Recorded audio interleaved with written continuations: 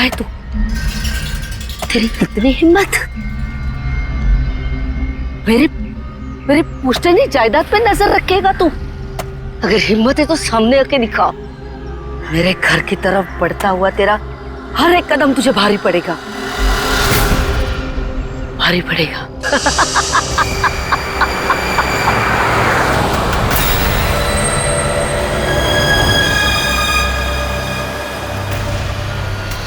यार यहाँ पे तो कोई भी नहीं दिख रहा, किससे पूछूं? इतना घना जंगल है, कोई साइन बोर्ड भी नहीं है यहाँ पे।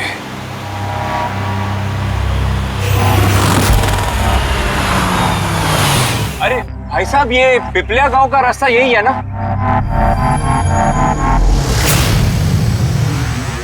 अरे सुनो ना भाई साहब, अरे बड़ा अजीब आदमी है।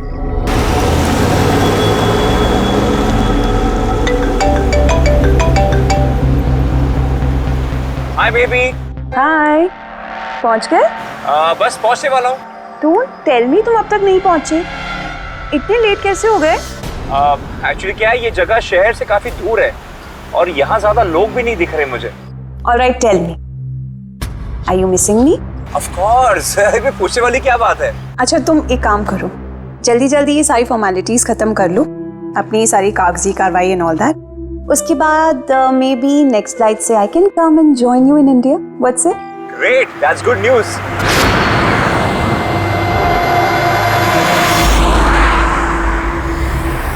अच्छा बेबी, मुझे लग रहा है कि मैं पहुंच गया हूँ, वो मकान दिख रहा है मुझे।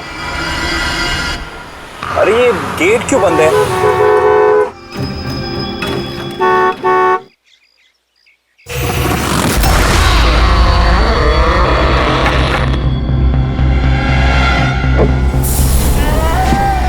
जी राय रंजीत के मकान में जा रहे हो? हाँ। मत जा, वो तेरी जिंदगी की सबसे बड़ी गलती होगी। मत जा। लेकिन आप कौन है? मैं तुम्हारी मौत, तुम्हारी मौत।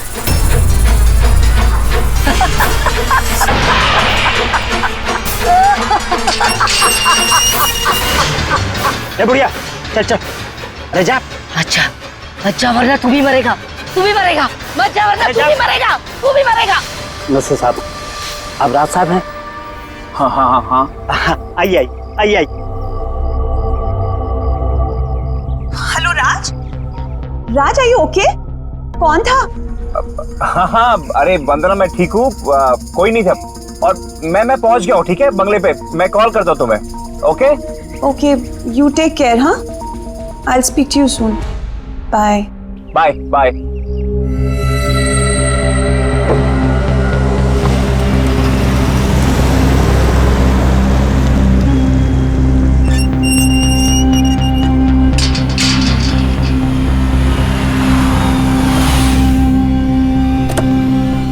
आइए साहब।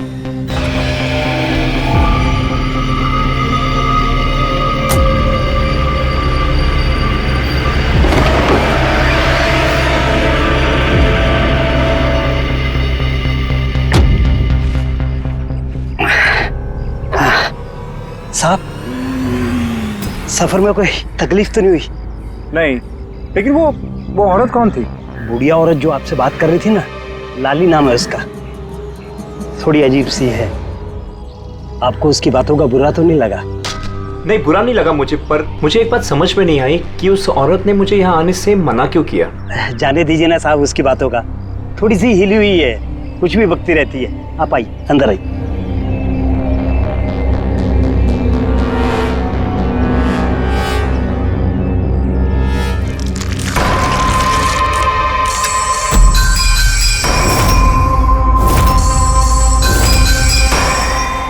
ये आदमी तो मुझे बीच रास्ते में मिला था। उसका नाम कमल है, यहाँ का माली। हमने सोचा अब आप यहाँ पर रहने वाले हैं तो क्यों ना बगीचे के जो रंग बिरंगे फूल हैं फिर से खिल उठाएं। अच्छा, आइए साहब।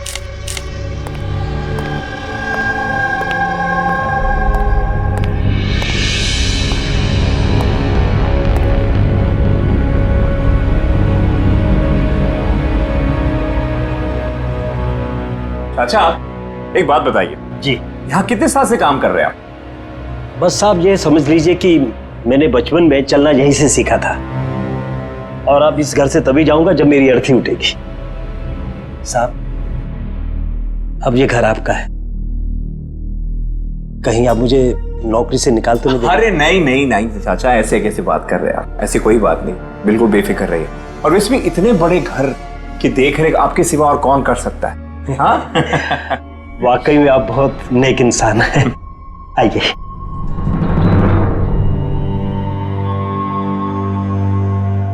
साहब ये है आपका रूम, वॉशरूम उधर है, आप फ्रेश हो जाइए, तब तक मैं आपके लिए खाने पीने का बंदोबस्त करता हूँ। ठीक है। ठीक है साहब।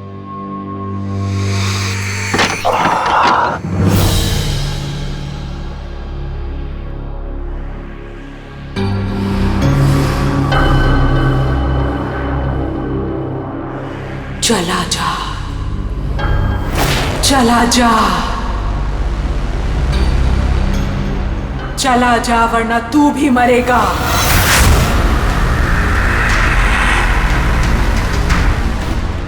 कौन?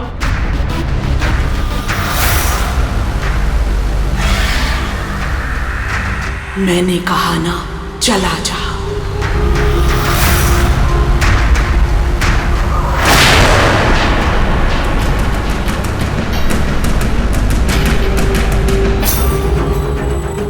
कौन है?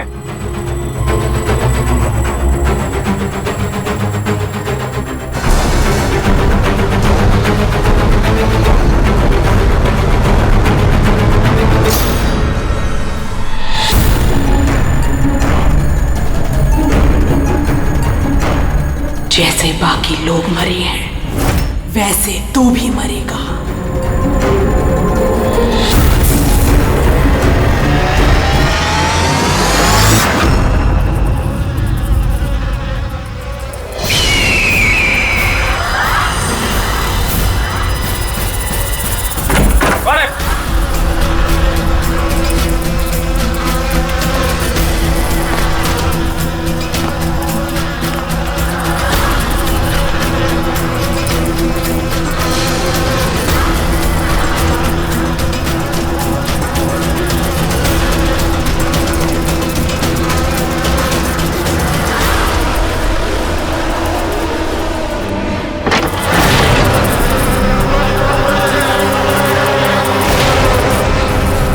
मधुमक्खी?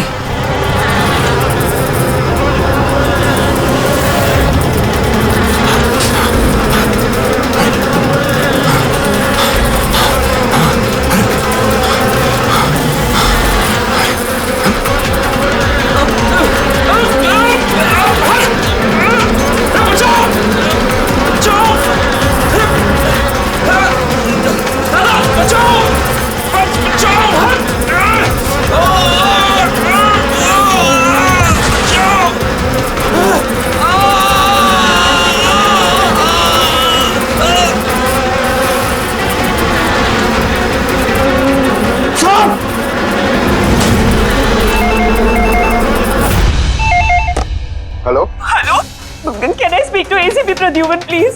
हाँ जरा शांत हो जाइए, कौन बोल रही हैं आप? मैं कौन बोल रही हूँ, मुझे क्या काम है, मैं सिर्फ उन्हें बताऊंगी। Can you just make me speak to him right now please? एक मिनट होल्ड करिए। सर, हाँ सर, फोन कॉल है। सर कोई लेडी है, बहुत रो रही है, कह रही है सिर्फ आपसे बात करेगी। Hello hello, ACP Pradyuman. हाँ मैं एसीपी प्रद्युमन बोल रहा हूँ। सर, हाँ कहिए। सर मैं वंदना बोल रही हूँ अमेरिका से। हाँ बताइए। सर मेरे साथ बहुत बहुत बहुत बुरा हुआ सर। क्या हुआ आपके साथ? सर मेरे फियांसे राज इंडिया गए थे पुश्तैनी मकान खरीदते। सर मधुमक्खियों के काटने से उनकी मौत हो गई। क्या? अच्छा तो बताइए मैं क्या कर सकता हूँ आपके लिए? सर लेकिन मुझे लगता है कि उनकी मौत मधुमक्खियों के काटने से नहीं हुई। इनफैक्ट उनका मर्डर हुआ है। He's been killed। पर ऐसा क्यों लगता है आपको कि उनका खून हुआ है? सर वो जब प्रॉपर्टी खरीदने के बाद कागजी कार्रवाई के लिए जा रहे थे तो तब तब क्या हुआ? सर मैंने साफ साफ सुना था, राज को कोई औरत धमका रही थी। कौन थी वो औरत? No sir, I have no clue. जरा एक बात बताइए, क्या आपके राज की यहाँ इंडिया में किसी के साथ कोई दुश्मनी थी, कोई झगड़ा वगड़ा हुआ था? नहीं सर, राज की किसी के साथ कोई एनिमिटी, कोई दुश्मनी नहीं थी। इनफैक्ट राज तो इंडिया में किसी को जानता ही नहीं था। तो फिर कौन कर सकता है ये? कौन जान ले सकता है राज की? क्या आपको किसी पर शक है? नहीं सर, कोई शक नहीं।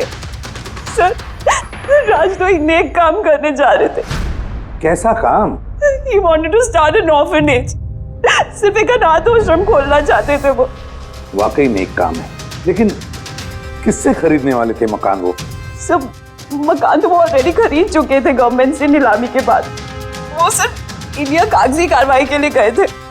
देखिए, एक काम कीजिए, सारे के सारे डिटेल्स मुझे भेज दीजिए, मैं आपकी पूरी की पूरी मदद करूंगा, ठीक है? सर मैंने सीआईडी के बारे में बहुत सुना है। सर मुझे भी जस्टिस मिलेगी ना? वंदना जी, मैं आपसे वादा करता हूं, आपको पूरा का पूरा इंसाफ दिलाएंगे हम, और जिसने भी आपके राज के साथ बुरा किया है उसे हम सजा दिलवाएंगे। वंदना, उसका मंगेतर राज अमेरिका से इंडिया आता है मकान खरीदने, अनाथाश्रम चलाने, और राज की मौत होती है मधुमक्खी के काटने से। इंटरेस्टिंग।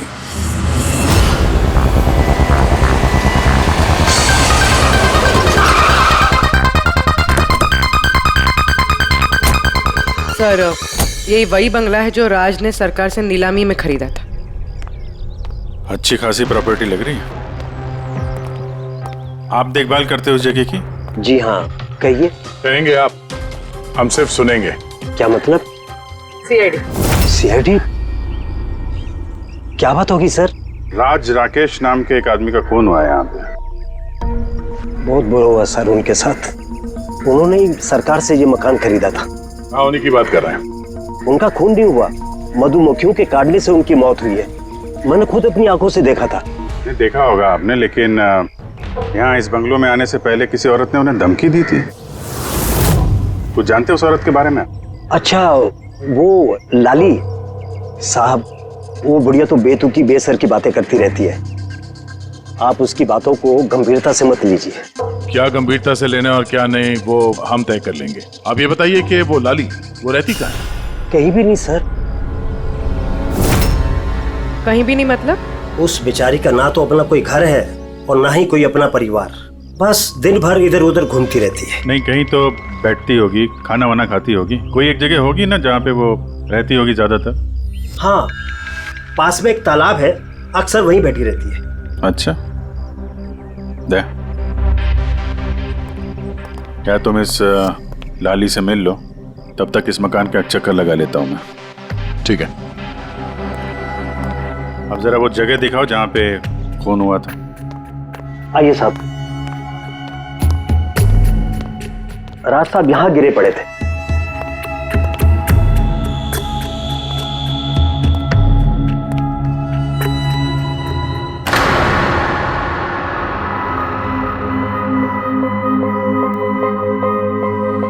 पहले मधुमक्खियों ने राज साहब को मारा, फिर वो खुद मर गए।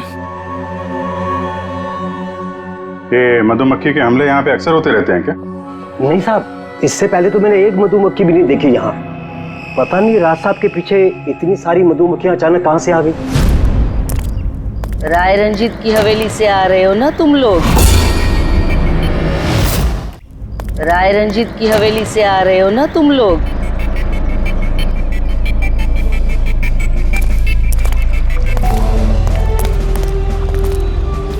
क्या कहा आपने? राय रंजीत के मकान से लौट रहे हो? आप कौन है? क्यों गए थे वहां? अपनी मौत को दावत देने गए थे? सर लगता है ये लाली है। आप लाली हो ना? हाँ, तुम्हें किसने बताया? तुम्हें राय रंजीत के जासूसों ने यहाँ भेजा है? हाँ, उन्होंने ही भेजा है ना यहाँ पे। कौन कौन राय रंजीत? सांप था वो, सांप। उसने मेरी दादी को धोखा दिया, उन्हें अपने ही घर से धक्के मार के निकाल दिया। चलो ऐसे बाहर। छोड़िए मुझे, मुझे मेरे घर से मत निकाल, मुझे मेरे घर से मत निकाल। शर्म आनी चाहिए तुम्हें रंजीत, तुम अपनी खुद की भाभी को घर से बाहर निकाल रहे हो। कम से कम अपने भैया का तो लिहाज किया होता। अरे उनका क्या लिहाज करना, उन्होंने खुद ही तो अंगूठा लगाकर ये घर मेरे नाम किया है। तूने उन्हें शराब पिलाकर धोखे से अंगूठा लगवाया था। अब क्यों किया, कैसे किया, इस गहराई में जाने से क्या फायदा। समझने वाली बात तो ये है कि ये मकान अब मेरा है और तू सड़क पर आ गई है। चलो निकलो इसे यहाँ से। तेरे हिस्से में ना सिर्फ घर नहीं आया है, एक मकान आया है, एक ऐसा मकान जिसके हर कोने में मेरी बदुआएं गूंजेगी। मैं तुझे श्राप देती हूँ, सिर्फ तू ही नहीं, इस घर का जो भी मकान मालिक बनेगा वो जिंदा नहीं बचेगा। मौत का खेल होगा यहाँ, मौत का खेल। अब तक कितने लोग मरे? वो सब लोग मर गए जिन्होंने वो मकान खरीदना चाहा। तुम लोग वो घर मत खरीदना, तुम भले लोग लग रहे हो, वरना तुम्हारी बीवी विधवा हो जाएगी।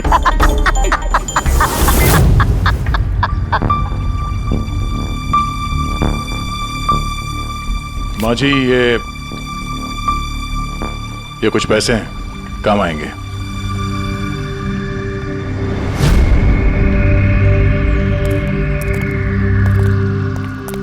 सर, लगता नहीं है इसका राज की मौत में कोई हाथ है। ये तो खुद बेचारी सदमे और विश्वास में लग रही है। हो सकता है राज की मौत कोई मर्डर ही ना हो, कोई हादसा हो।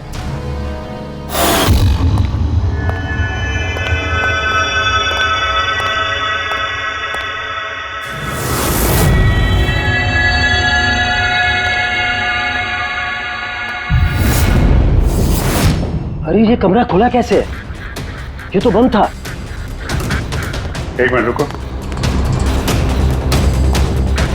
शायद राज ने खोला।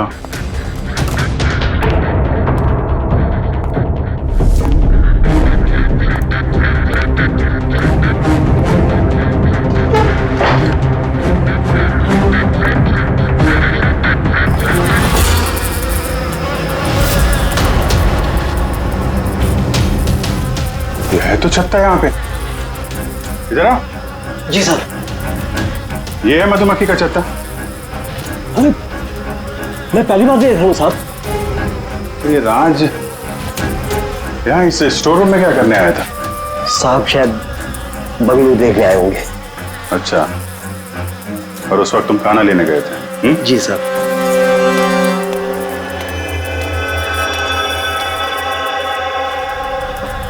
वो कौन है? वो कमल है साहब, यहाँ का माली। जब राज साहब की मौत हुई थी तो ये था यहाँ पे? जी हाँ था। कमल इधर आओ, साहब बुला रहे। जी सर। कमल, जब राज साहब की मौत हुई थी तो यहाँ आसपास किसी अनजान आदमी को देखा था तुमने? कोई अजीब सी घटना हुई हो? नहीं साहब। तो ये छत्ता यहाँ पे है तो तुम्हें कुछ काम करने में परेशानी नहीं होती? मधुमक्खी ने काटा नहीं तुमको कभी? नहीं सर, मधुमक्खी तो तब काटती ना जब यहाँ कोई छत्ता होता। पहले तो मैंने ये छत्ता यहाँ देखा ही नहीं साहब। क्या बात कर रहे हैं? हाँ साहब, मैंने आपसे पहले कहा ना कि इससे पहले इस घर में हमने एक मधुमक्खी भी नहीं देखी। कमाल है, फिर ये छत्ता आया कहाँ से? और मधुमक्खियों ने राज को ही क्यों काटा? ये तो कोई एक्सपर्ट ही बता सकता है। आसान के क्या पता चला राज की मौत के बारे में? मौत कैसे हुई? बॉस, इसकी मौत मधुमक्खियों की वजह से हुई है। यार तुझे पूरा यकीन है राज की मौत मधुमक्खियों की वजह से ही हुई है? हाँ बॉस, ये डॉक्टर ने जो रिपोर्ट बनाई है मैंने वो भी देख ली, इस राज का अच्छी तरह से चेकअप भी कर लिया। मुझे पूरा यकीन है राज की मौत मधुमक्खियों के डंक के जहर की वजह से ही हुई है। सर, बचपन में मुझे मधुमक्खी ने काटा था, मैं तो जिंदा हूं। हाँ सालू के साहब, पंकज पे जहर का असर क्यों नहीं हुआ?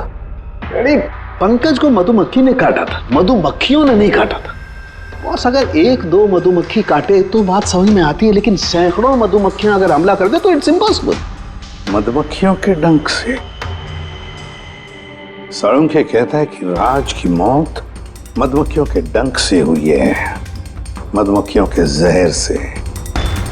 और राज की मंगेतर वंदना कहती है कि राज का खून हुआ है।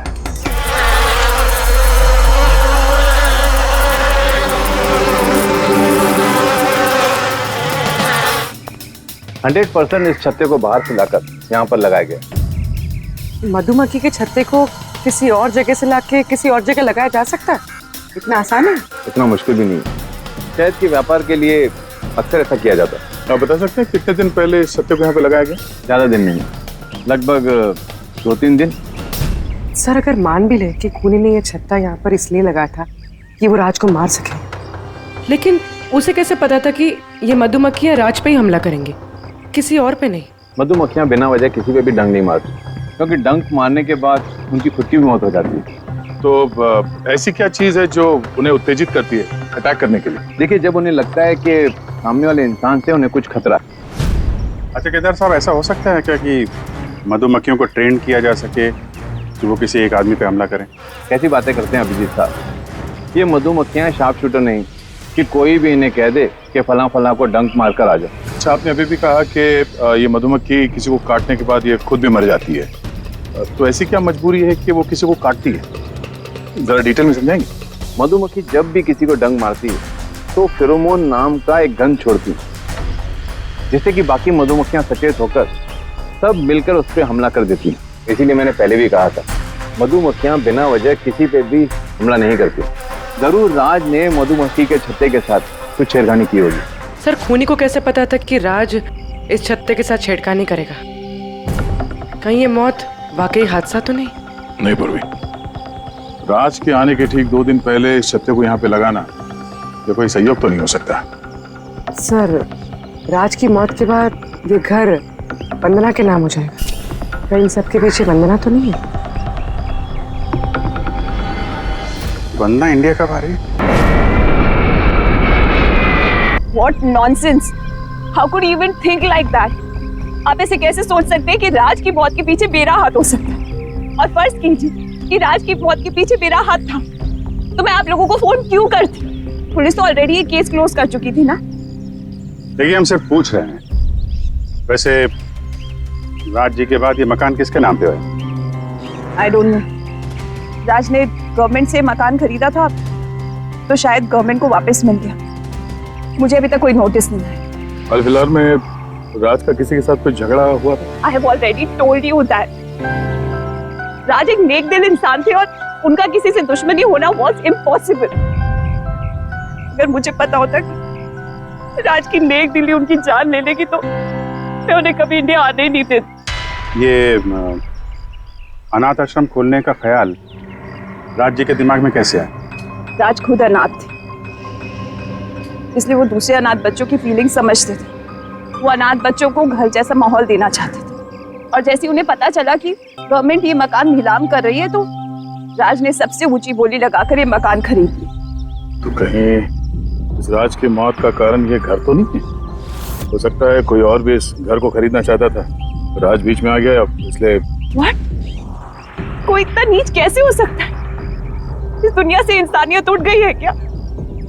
इंसानियत है वंदना जी, इंसानियत है, लेकिन कुछ लोग हैं जो इंसानियत में जहर घोलने पे तुले हुए हैं। पता करते हैं किस किसको दिलचस्पी थी इस प्रॉपर्टी में। देखिए सर, मैं आप लोगों को नहीं बता सकता हूँ कि राज जी के अलावा किन किन लोगों ने इस नीलामी में हिस्सा लिया था। सॉरी। क्यों नहीं बता सकते? देखिए, ये सरकारी सर इंफॉर्मेशन है, ऐसे किसी के साथ शेयर नहीं कर सकता हूँ मैं। हम भी तो सीआईडी का ही काम कर रहे हैं। हाँ, वो सब ठीक है, लेकिन क्या है कि अगर सरकारी नोटिस मिल जाए तो मैं ये आपको इन्फॉर्मेशन दे सकता हूँ, उसके बिना नहीं दिखा सकता सर। तो नोटिस मिल गया। आप खुश हैं आप? देखिए, अगर काम कायदे से होता है तो अच्छा लगता है। हाँ ठीक है, ये लीजिए, ये लीजिए। कुल मिलाकर सर 12 लोग थे जो इस बंगलों को खरीदना चाहते थे सर। सर इस बंगलों के पास एक्चुअली सरकार एक हाईवे बना रही है, इसलिए सब लोग बढ़ चढ़कर बोली लगा रहे हैं और हर कोई इस बंगलों को खरीदना चाहता है। अच्छा, ये राज जी की मौत के बाद अब ये मकान किसको मिलेगा? देखिए, राज जी ने कागजी कार्यवाही पूरी नहीं की थी, इसलिए नीलामी अब दोबारा से होगी और जो विजेता होगा उसको ये बंगलो मिल जाएगा। आई सी। और ये नई नीलामी कब होगी? देखिए सर, अभी उसकी डेट तो तय नहीं है सर, लेकिन आपको एक बात और बताना चाहूंगा सर कि राज जी से जितने भी बिल्डर्स थे वो काफी भड़के हुए थे, काफी नाराज थे, क्योंकि उन्होंने सबसे ज्यादा बोली लगाई थी। नहीं सर, एक्चुअली उन्होंने डेडलाइन के बाद बिड सबमिट की थी सर, इसी वजह से लोग नाराज थे उनसे। लेकिन अगर डेडलाइन के बाद उन्होंने बिड किया था तो सरकार ने एक्सेप्ट कैसे कर लिया? सर एक्चुअली वहां पर वो अनाथ आश्रम खोलना चाहते थे और सर अमेरिका से जो इंडिया का वक्त का फर्क है सर वो 9.5 घंटे का है, इसलिए सरकार ने वो बिड एक्सेप्ट कर ली थी। देखिए, अब घर तो उसी को मिलेगा जिसकी किस्मत में होगा सर। किस्मत में नहीं भी होगा तो उसने अपनी किस्मत की रेखाएं बदलने के लिए कोशिश तो की होगी और जरूर इस लिस्ट में से ही कोई होगा वो। ललित जी, अब तो ये दोबारा नीलामी होगी, तो जिन लोगों ने अप्लाई किया है इस दूसरे नीलामी के लिए, क्या हम उनकी लिस्ट देख सकते हैं? नो सॉरी, ये लिस्ट आपको मैंने इसलिए दिखा दी कि ये नीलामी हो चुकी है, लेकिन वो जो नई लिस्ट आने वाली है सर वो तो आप किसी भी कीमत पर नहीं देख सकते। अरे अरे अरे अरे साळुंखे, तू क्या करने क्या जा रहा है यार? क्या सुन रहा हूं मैं? जो सुना है सही सुना है बॉस। क्या सुना? रिजाइन हो रहा है तू? हाँ। क्यों क्यों? बस मेरा टाइम आ गया। क्या टाइम आ गया? 1 मिनट टाइम है यार अभी। अरे ये टाइम नहीं यार। तो फिर देखो, हर इंसान को लाइफ में एक न एक दिन रिटायरमेंट लेना पड़ता है ना, चाहे वो क्रिकेटर हो, म्यूजिशियन हो, कोई भी हो। मेरा भी टाइम आ गया, मैं भी रिटायरमेंट ले रहा हूँ। अबे कहाँ जा रहा है तू? ये देख लो। ये क्या है? देख लो देख लो। यार क्या तू कर रहा है सालू के? समझ में नहीं आ रहा है ये। एयर टिकट कहाँ जा रहा है? हाँ, लंदन। अरे वाह रे वाह। पंकज कैंसिल कर। नहीं नहीं, कैंसिल नहीं होगा। अबे रिफंड मिल जाएगा, पैसे वापस मिल जाएंगे, कल की टिकट है, डोंट वरी। मुझे रिफंड नहीं चाहिए, मैं जा रहा हूँ वापस। यार तू ऐसे कैसे जाएगा? क्या हुआ क्या? अरे इतनी बड़ी गलती होगी कि शर्म आ रही है अपने आप पर। ऐसी कौन सी गलती हो गई? वो मधुमक्खियों वाला केस। मधुमक्खियों वाला केस? हाँ यार, हादसा नहीं है बॉस, वो खून है खून। यही मुझसे गलती हो गई। मधुमक्खी के एक्सपर्ट से बात हो गई तेरी? क्या बताया उसने? यार एक्सपर्ट से भी बात की, मैंने अच्छी तरह से चेक भी किया, तब मुझे पता पड़ा ये तो हादसा नहीं है, खून है। मधुमक्खियों को तो वो हथियार के तौर पर इस्तेमाल कर रहा है यार। सालों के सब वो किसे? देखो, मधुमक्खियां कब आती हैं इंसान के पास? जब उन्हें फेरोमोन की गंध आती तभी ना।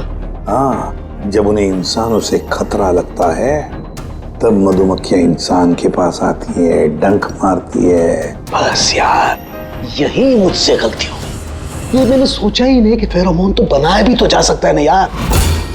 हाँ यार, फेरोमोन तो आर्टिफिशियली भी बनाया जा सकता है, लेबोरेटरी में, फैक्ट्री में।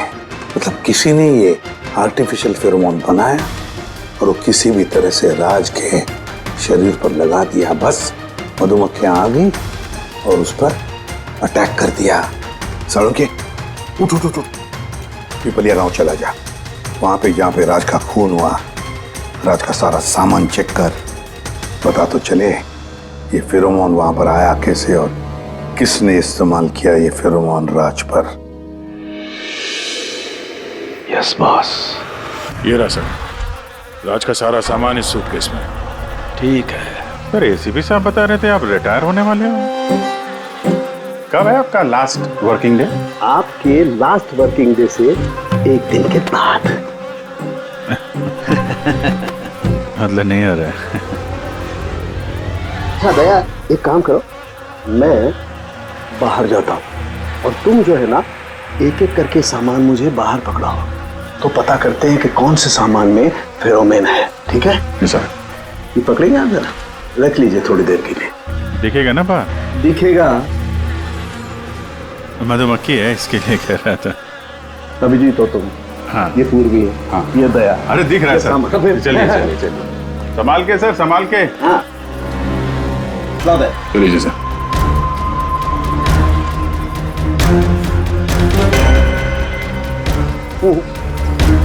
नहीं, इसमें फेरोमोन नहीं है।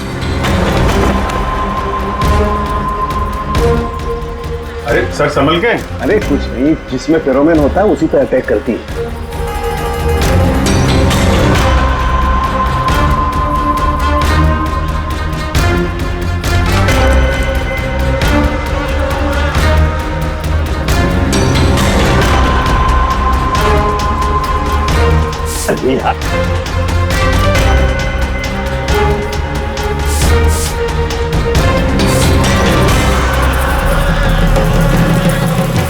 हरकत हुई, देखो देखो, अटैकिंग मूड में आई है ये मधुमक्खी, देखो।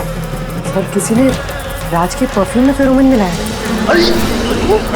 अरे यार, ये मधुमक्खी ने मुझे काटा ना। सर आप निकलो यहाँ से। अरे यार, अरे पानी में जाओ, पानी में। पानी किधर है?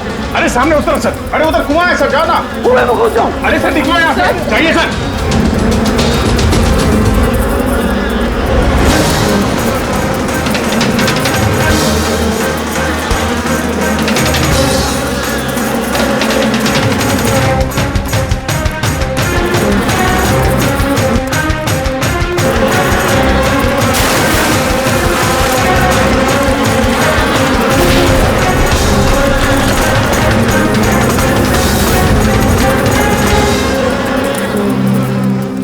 आप ठीक हो सर? बाप रे बाप, ये मधुमक्खियां आपको रिटायर नहीं होने देंगी सर।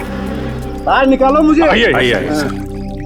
मधुमक्खी, अरे नहीं, आइए आइए आइए। हेलो जी, नमस्ते, कैसे हैं आप? जी मैं चंदूमल फंडूमल कंकेशवास। अरे वाह, बहुत लंबा नाम है आपका। बताइए क्या काम था आपको? जी वो नीलामी के लिए आया था मैं, वो पुराना वाला बंगलो हाईवे के पास, वो खरीदना है मुझे। सर ऐसे नहीं खरीद सकते हैं सर, उसमें नीलामी होगी तभी वो जो जीतेगा वही खरीद सकता है। अरे तो पैसा लगाएगा ना, मैं पैसा लगाएगा। देखिए अब टाइम नहीं बचा है, सिर्फ 15 मिनट बचे हैं, आप लेट हो गए। ठीक है, क्या बात कर रहे हैं सर, 15 मिनट में क्या क्या हो जाता है। ये देखिए ना, मैं तो ये बेड का लिफाफा भी लाया हूँ, ये देखिए। राकेश इधर रजिस्टर लेकर आ।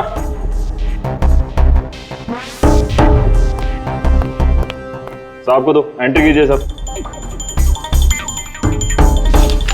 हाँ यहाँ पर एंट्री कर दीजिए। अच्छा,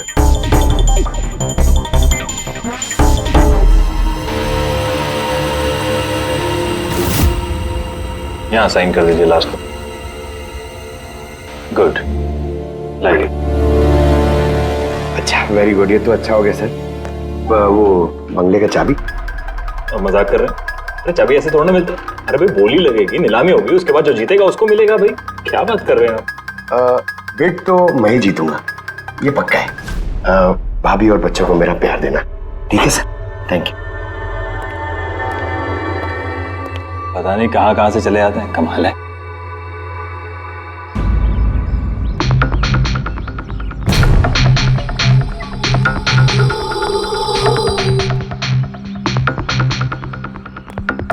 क्या भाई साहब काम हुआ? सर ये देखिए, चंदूमल फंडूमल कंकेशवास का कमाल। उठ जाओ पंकज, 12 में से 2 लोग हैं जिन्होंने दोबारा बोली लगाई है इस मकान को खरीदने के लिए, हेमंत और रोशन। मतलब खूनी इन्हीं 2 में से कोई हो सकता है। और जो कोई भी है इस बार भी इस मकान को हथियाने के लिए किसी भी हद तक जा सकता है। दोस्तों अब ये वक्त आ गया है कि बता दिया जाए कि नीलामी का विजेता आखिर है कौन। और मुझे बताते हुए बहुत खुशी हो रही है कि नीलामी के जो विजेता है मिस्टर रोशन। रोशन जी आपको बहुत बहुत बधाई हो। 1 मिनट, काय की बधाई हो? सबसे ज्यादा बेट मैंने लगाई थी, ये कैसे जीत गए? देखिए भाई साहब, आपको कोई गलतफहमी हुई है। सबसे ज्यादा बेट मिस्टर रोशन ने लगाई थी, इसलिए रोशन को मकान दे दिया गया। ऐसा हो ही नहीं सकता। मैंने बहुत ऊंची बोली लगाई थी, ये बेट मुझे मिलनी चाहिए थी। आप ऐसे ही बात कर रहे हैं सर, मैंने तीनों लिफाफे चेक किए हैं और चेक करने के बाद मिस्टर रोशन की कीमत सबसे ज्यादा थी, इसलिए मिस्टर रोशन को मकान दे दिया गया है। प्लीज कम ऑन यार, अब हार गए हो तो बच्चों की तरह रो मत, बिजनेस है, ऊंच नीच होती रहती है। बिजनेस में बेईमानी नहीं चलेगी। ये दिखाइए, आप पहले वो लिफाफे दिखाइए, मुझे अभी देखना है किसने कितने बिट करी है। दिखाइए दिखाइए दिखाइए, लाइए मुझे भी चेक। नहीं नहीं नहीं, ये नहीं दिखा सकते, ये नियम के खिलाफ है। चीटिंग करना भी नियम के खिलाफ है। मैंने 7 करोड़ की बिट करी है, 4 करोड़। इनके अभी हेड ऑफिस से फोन आएगा और बोलेंगे कि मैंने सिर्फ 3 करोड़ लगाए। कोई फोन नहीं 4 करोड़ कम। आपके कहने से फोन आएगा। चलो उठाओ, फोन उठाओ तुम्हारा अभी। ये मुझे क्या करना है क्या नहीं करना है, ये आप मुझे नहीं बताएंगे। आप ललित जी, आप तो बड़े कायदे कानून की बातें किया करते थे और फोन भी नहीं उठा रहे हैं। भाई ये तो बहुत गलत बात है। आप ब्यूरो चलिए हमारे साथ। आप कहाँ खिसक रहे रोशन जी? आप हमें मिठाई नहीं खिलाएंगे? नई प्रॉपर्टी ली है आपने? आइए, आप ही आइए। आइए आइए। सर रोशन जी बिल्कुल ठीक बोल रहे हैं सर। सर रोशन जी का इससे कुछ लेना देना नहीं है। जो भी फ्रॉड हुआ है सर मैंने किया है। ये रोशन का जुर्म अपने सिर पर क्यों ले रहे हो? अच्छा खासा पैसा दिया है क्या रोशन ने तुम्हें? और एक बात याद रख लो, ये पैसा खर्च करने को नहीं मिलेगा, क्योंकि तुरंत फांसी होगी तुम्हें। सर इतनी सी बेईमानी के लिए फांसी चढ़ा देंगे? नहीं नहीं नहीं, बेईमानी के लिए नहीं, खून के लिए फांसी होगी। सर खून? किसका खून सर? राज राकेश का खून, जिसने पिछली नीलामी में वो प्रॉपर्टी खरीदी थी। सर लेकिन मैंने किसी को नहीं मारा है सर।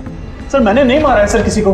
पता है, इस रोशन ने मारा है। तो इसकी पोल खोल दो, वरना इसके पाप का मटका तुम्हारे सिर पे फूट जाएगा। सर ये क्या कह रहे हैं सर आप? मैं भला राज को क्यों मारूंगा सर? इस प्रॉपर्टी के लिए, और किस लिए? क्या कह रहे हैं आप सर? सर मैं मानता हूं कि मैं ललित के साथ मिलकर नीलामी में छोटी मोटी हेरा फेरी करता था, पर सर एक प्रॉपर्टी के लिए किसी का मर्डर थोड़ी कर दूंगा मैं। मतलब तुम्हारे कहने का मतलब है तुमने ये खून नहीं किया? नहीं सर। चल ठीक है, पूर्वी जरा वो परफ्यूम लाना।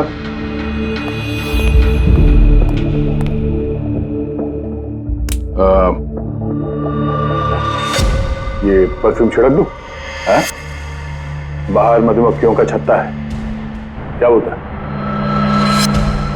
Sir perfume? हाँ आपकी मर्जी सर, लेकिन हमारे इस केस से परफ्यूम का क्या लेना देना सर? मुझे वाकई पता नहीं इस परफ्यूम का कोई इस केस से संबंध है। सर जी हम सच कह रहे हैं सर, राज्य की मौत से हमारा कोई संबंध नहीं है सर। ललित बिल्कुल ठीक कह रहा सर।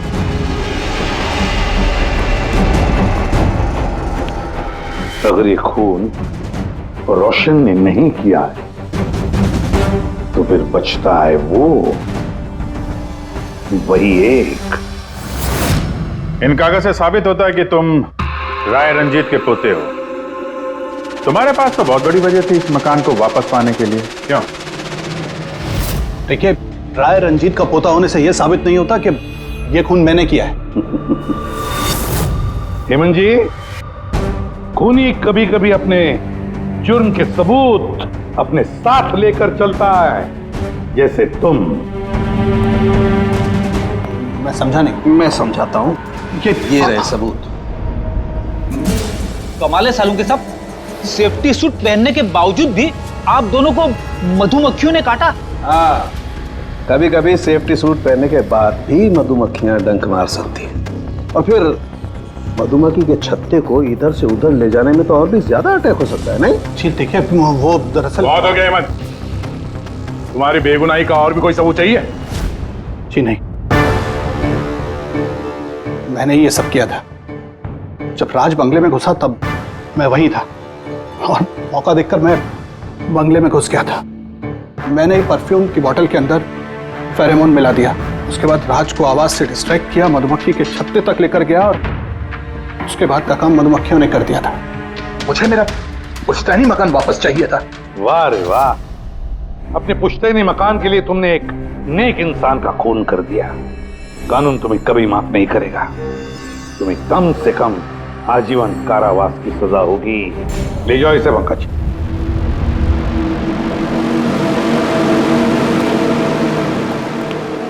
पंखे, केस खत्म, रिटायर हो सकता है तू।